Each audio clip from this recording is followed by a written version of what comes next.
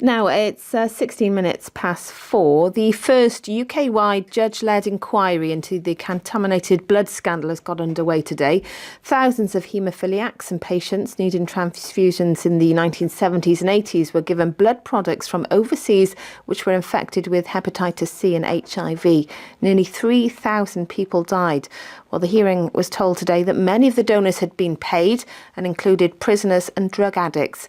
Let's speak to David Thomas, who's from Penarth. He contracted the hepatitis C virus as a result of a contaminated blood treatment, and he was at the inquiry today. Good evening to you. Oh, hello. Thanks for joining us. Just explain, what were your feelings as the inquiry started today?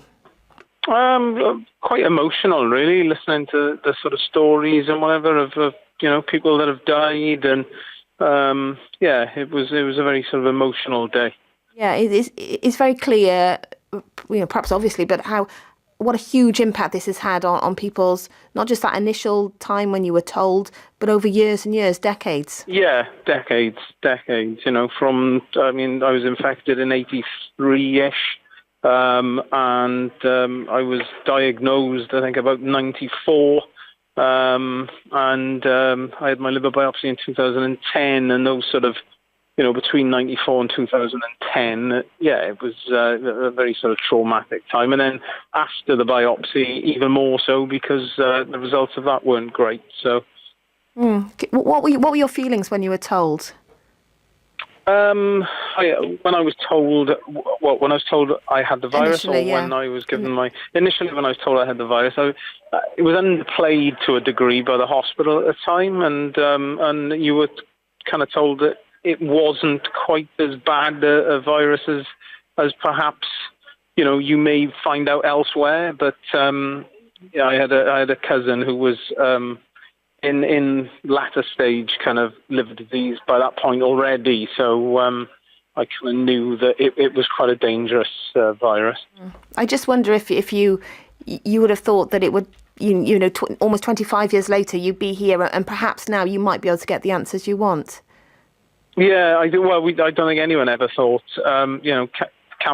We've been campaigning, my wife and I, for a good sort of 10, 12 years. But the campaigners have been going for nearly 30 years, all told. I don't think anyone ever thought that the public inquiry would be given. But, I think 2,500 deaths is, probably justification for one. So. What do you hope to come out of all this, in terms of the details, perhaps? It's just a truth, maybe, that I think has been absent from the sort of government stuff that's put out there. The propaganda the government puts out with regards to this. The successive governments have all kind of hidden behind, I think, the potential cost of putting this situation right, because I think the compensation sort of claims would be fairly substantial. They've always denied any culpability. They've always said that nothing different could be done, but it's quite clear that there were options that the government could take, and some of them were taken on a commercial basis, and but taking sort of commercial decisions over patient safety, essentially. There have been previous inquiries. This one, though, can compel witnesses. Again, do you think that could mean that you will hear different testimonies that you haven't heard before?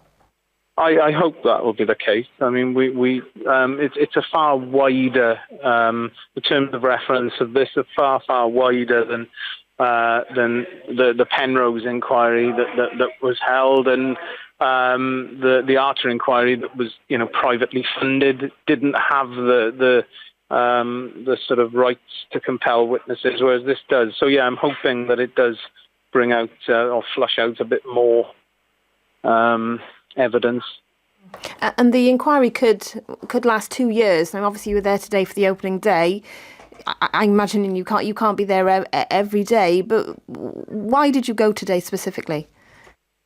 Just for the sort of historical sense of it. I'm also a trustee of Haemophilia Wales, whom are a core participant in the inquiry. So I wanted to sort of represent them, but I am likely to make a journey up here tomorrow as well. In fact, our barristers speak tomorrow, so. Okay. Well, good to talk to you. Thank you. I'm sure it's been a busy day. David Thomas there, who was at the inquiry today.